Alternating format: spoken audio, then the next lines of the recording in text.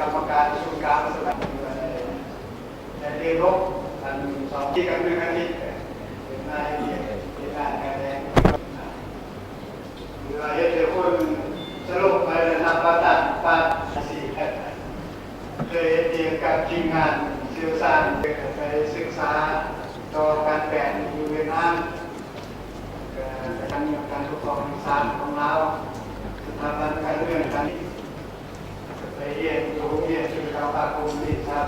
ผ่านการศึกษาถึงว่าเกินร้อยแต่ว่าสำหรับไปเชียงรายนี้ที่เป็นมาถ้ามีนั้น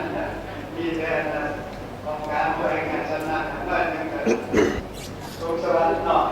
อยู่เมืองเพียงไปฝ่ายนักการเขาเพียงแพทย์มอไปจะมาบรรจุใส่ท่านสุขเมืองนะเป็นกับขึ้นวอลเลย์มาเลยจะในบุญ38 ปีนั้น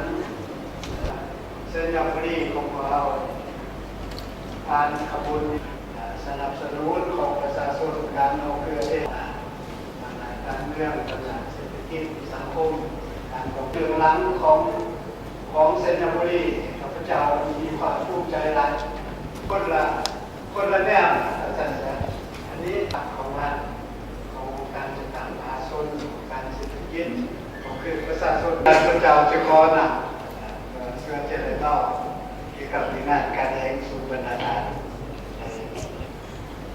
ความจริงงานการแสดงนี่เป็นงานที่หลายสนับสนุนหรือว่าการประกอบส่วนในสังคมของเรา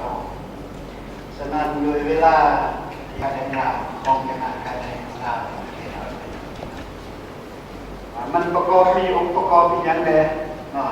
โดยอะไรครับผลประโยชน์สังคมจากเพียงงานอันนี้ที่เขาห่วงไงใช่เล่าถึงมาตีราคาสิ่งที่ไทยมีอย่างไรแต่การเรียกจุดสูงในตอนหน้ามีอะไรฉะนั้นเนาะ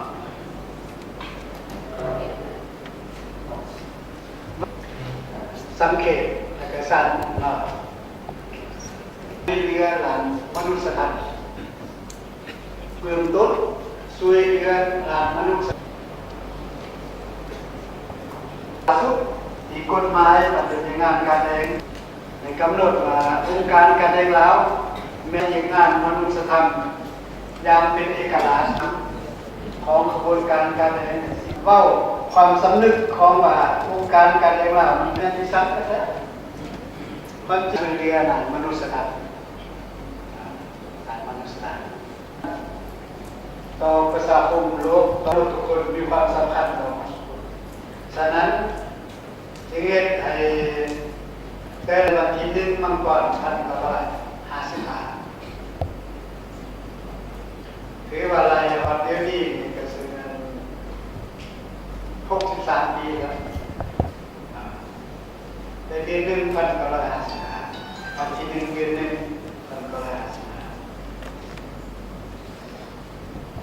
สร้างการเปลี่ยนนี้อันนั้นในข้อเสนอทางคณะนำขั้นถึงคณะของคณะบรรยากาศต้องมองทายครับคณะประธาน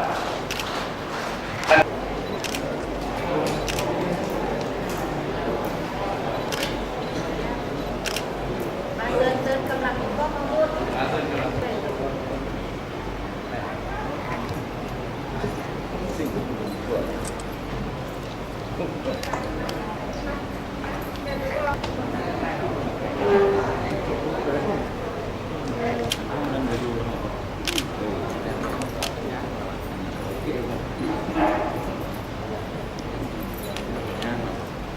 แป๊บนึงกล้องนี้